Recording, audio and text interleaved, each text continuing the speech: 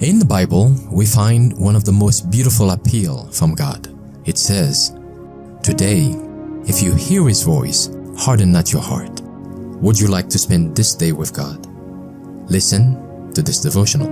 This Day with God, a devotional by Ellen G. White. Christians now. And now, little children, abide in Him, that when He shall appear we may have confidence and not be ashamed before Him at His coming. 1 John 2, verse 28. Many mean to be Christians sometime, but do not want to make the start just yet. Not only are you losing much yourselves and giving to the enemy the very best part of your lives, but you are bringing your children up in the neglect of eternal things. They have your example, all on the wrong side. Your neglect is robbing them of the very knowledge which God makes it your duty to give them, that they may learn to love, reverence, and obey the requirements of God. Your little ones are quick and observing in the presence of older persons. You are molding their minds to think as you think, to act as you act, not to bow the knee to the sovereign of the universe because you do not do so.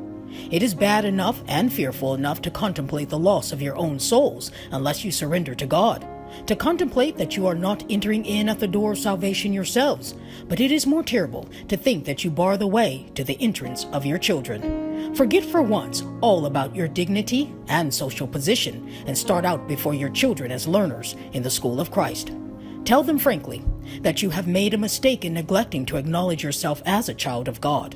Tell them that you want that as a family you should now commence to live for God and then read and pray with your children.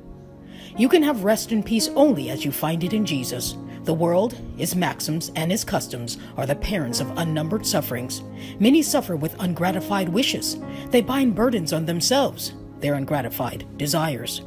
With a condemnation of conscience, not having harmony with God, and with an apprehension of His displeasure and wrath, their existence is a matter of continual anxiety.